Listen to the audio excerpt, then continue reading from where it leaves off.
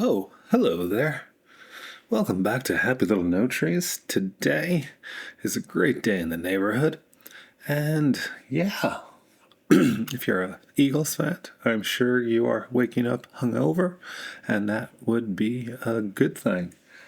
But anyways, we're jumping right in with a question that I get asked a lot and think about a lot, which is, how do you set up your note tree? Is your no tree holding? Is my no tree holding me back? Because I think we've all seen people demonstrate no trees that look like this, and go, huh? But the issue with a no tree like this and fixed no trees in general is twofold. I mean, you can go either one way or the other, and that is, if I put every tool, like in this restaurant, they have every ingredient that they need to make every dish possible. But as a creative, they're doing it for simplicity, for consistency. But as a creative, am I, with my fixed node tree, putting myself in a box where I either have to use every tool that I made available to myself, or that I am stuck in a rut of making the same thing over and over again? Both can happen with having a fixed node tree. Now, I do have a fixed node tree. This is the one that I have, and you probably see, and it's quite simple. It's broken down into pieces. It uses a couple tools here and there, but at the end of the day, we can migrate, just get rid of that. Now we're back to nothing, and that's fine. All we need is nothing. And I can explain my note tree and the logic behind it, because the goal was to make a note tree that was simple enough that I didn't have access to every tool without having to make a deliberate choice, as well as to categorically break it apart in terms of how I like to work. So to a degree, a lot of times you need to have speed, you need to have that consistency with what you're doing, but you also need to be creative, and you can't be locked into, well, I have to waste a bunch of time to see if this tool that is in my note tree by default does something to make it better. That wastes time. So having to make a deliberate choice to go get a tool is something that makes things better. And so all those tools that are deliberate choices are either here in the library off to the right hand side, or over in my gallery as power grids, and I can go get and put it in when I feel it's appropriate, when it's called for. If it's there, I'm going to try to use it. I'm going to try to see if it does something, doesn't make it better. And if I put it in and it doesn't do what I thought I would do, I delete it. It's gone. I don't want to think about it. I don't want to see it. I don't want to, every time I come back to it, worry about it. But quite simply, let's sit back and build the fundamentals of my note tree. Like, I do use some specialty tools that are paid, so it's not like I can share my note tree and it would make sense, because you'd be like, I don't have that tool yet, or I haven't downloaded that from GitHub. But we can think about it in three categories. So we'll just put this note up here. We'll stay on one page. I've broken my normal note tree into 3 pages.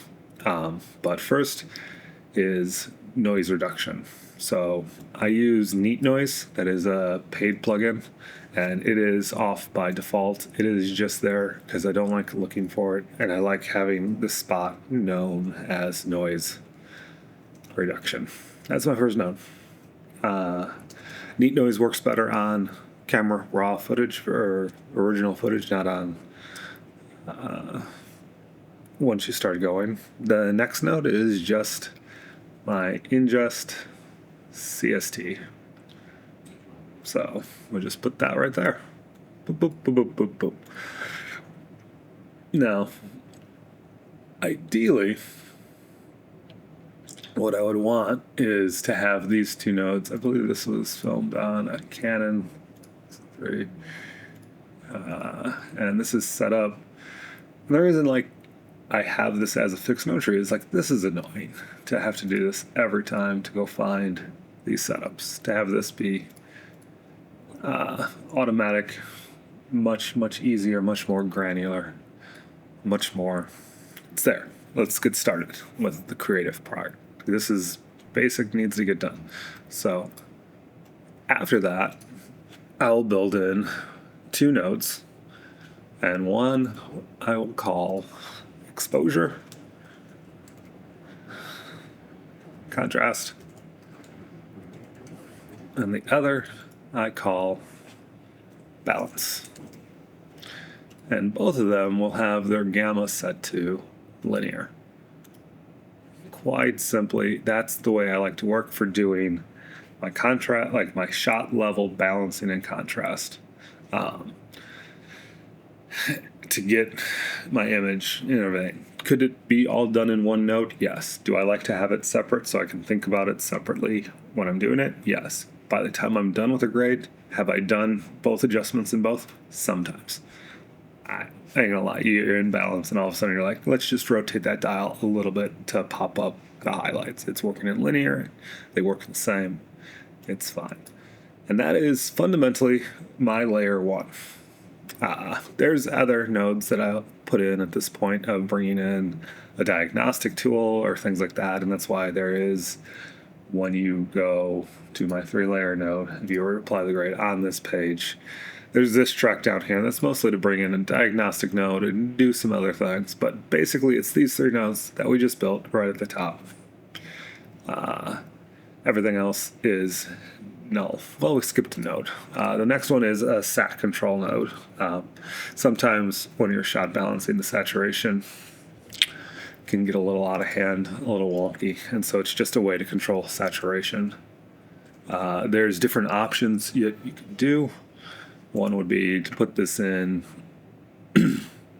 HSL if you do it like that, and turn off everything but in the channels, but channel 1 and channel 3, and so now it's just working your knobs, everything just does saturation controls on HSL or HSV, and that's what I would do. I also use a DCTL by mononodes, just to individually on a hue base. You could use color slice here, just to be like, hey, I need to push that red a little bit harder because it's the end of the tree that gets important. So after that, we can go serial, and we're just going to bring this back down. And this is where I'll put in, do another one, and then layer mixers. And this will be Windows PW1, label, PW2,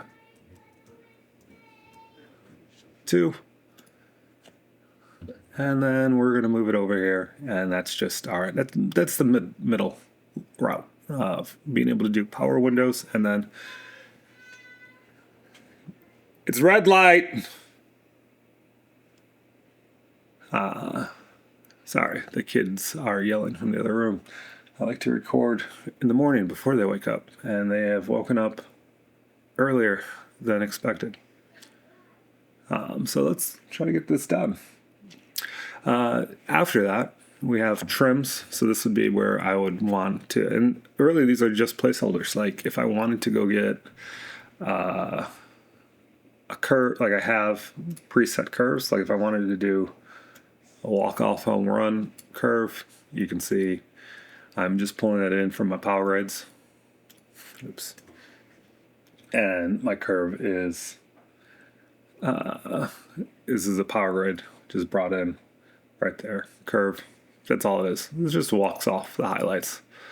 There's some DCTLs that I use called High-Low Trim by Colin Kelly, but honestly, you're just steering and controlling the highlights to walk off and bring them down and rein them in if they're pushing too hot. So that's just a place for trims, and that is usually reset because if I want to use it, it is in my power grades, and I can bring it in, and there it is. After that, we have the third layer, and I have it all here, and it's literally 2 nodes. One is a it would be labeled curves, master curves, and my out. And I don't use Resolve color management. I use DRTs like JP249 or OpenDRT, which always starts in linear. That's one of the reasons for having a fixed node tree is I don't like to have to worry about these. I like these things preset, and I don't have to piece it together every time I do a grade. This one is the one that I'm really excited for because there is just so much to do, so much to see. But honestly, if it's depending on the overall amount of footage, I'm usually choosing between OpenDRT and JP249 these days in terms of setting my footage. So this is my 2 Rex to display.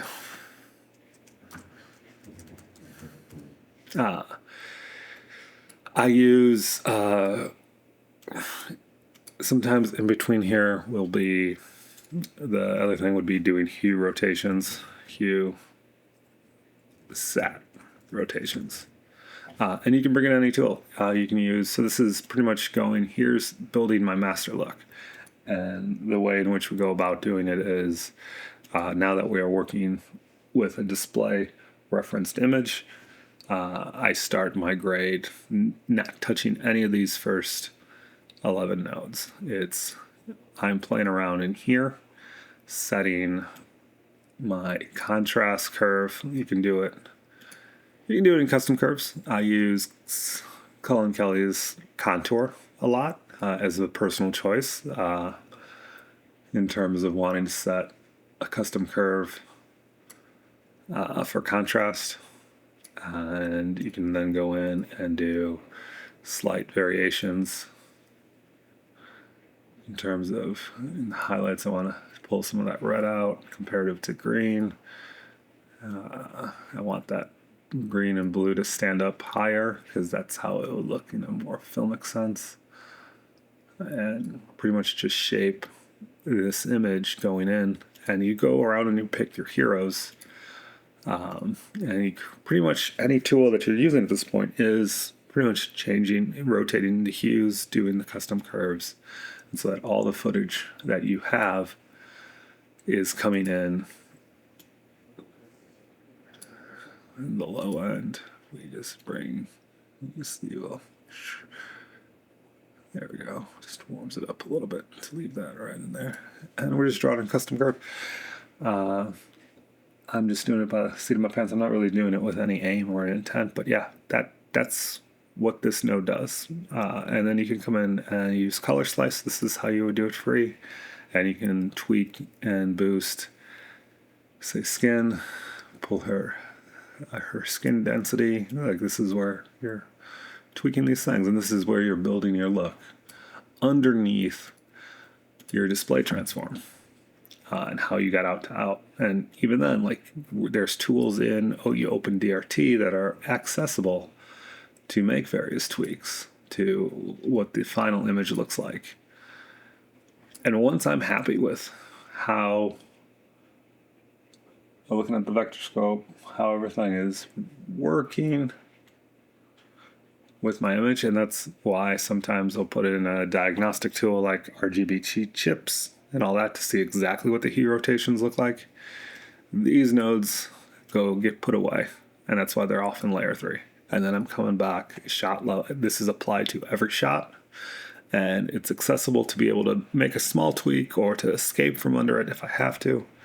But then we're coming back to these nodes are put away.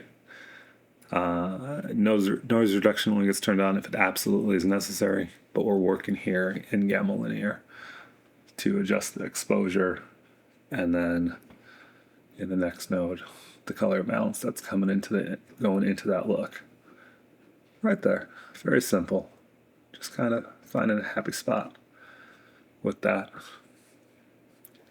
Maybe bring up the shadows a little bit so they're not so crushed.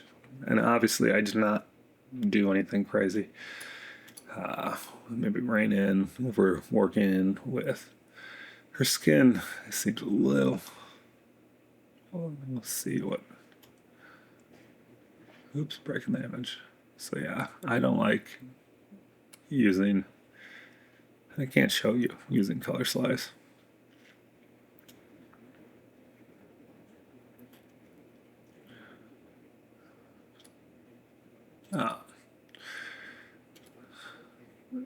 But then, yeah, there's that. You kind of set the image.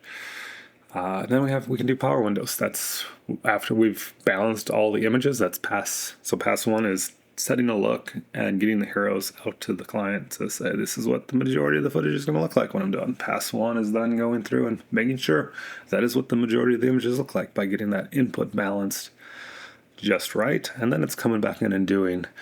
We have time, pass 2 and 3. Once if we succeeded in pass 1.5, which is look dev and everything else, that's when it's like, hey, let's come in here and have some fun and turn some windows on and do some creative things like that. So we can so you can see it on. It messes with my scopes, but that's okay. You can go, let's do rotate like this, change that aspect, soften it out. You can just kind of bring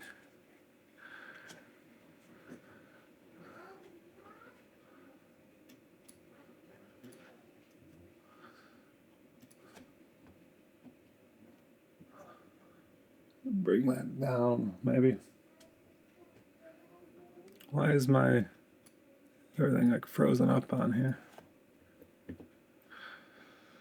Oh, my tools are getting wonky. Just take that out.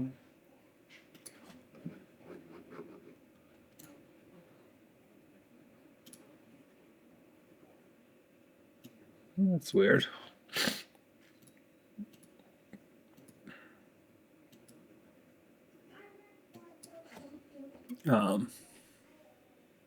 The rest of my tree, like if you were to go to the timeline level, these are tools for skin shock, isolator, and this is where we could say we finish everything out. To do color isolator, see what colors we have, or just various tools to check clipping, and that's where you would come in with your trims and everything like that. But that, in a nutshell, I know is almost 20 minutes of me talking about my node tree. Being as limited and condensed to what you actually need, clear separation as to these tools go in their different spots, and then a toolbox that is off to the side in my gallery in Power Grades for me to go grab a tool when I want it, when I need it, when I've justified its use case. The node tree isn't crazy. It's very simple, and it's done in such a way that's flexible. So if you watch any of my videos, this is kind of how I have my node tree broken down after several years of slowly figuring out what works best for me in my brain.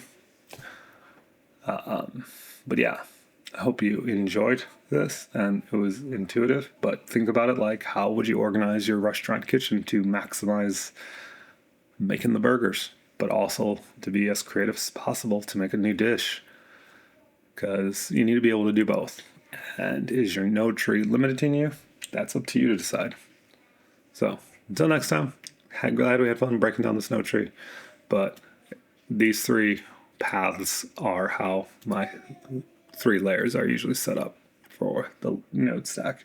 Because node stacks are nice because then I can say, hey, I don't have to think about my look dev. And I don't have to have my look dev at the timeline level or part of a single page node tree anymore. Anyways, till next time, have a happy little node tree day and make something pretty.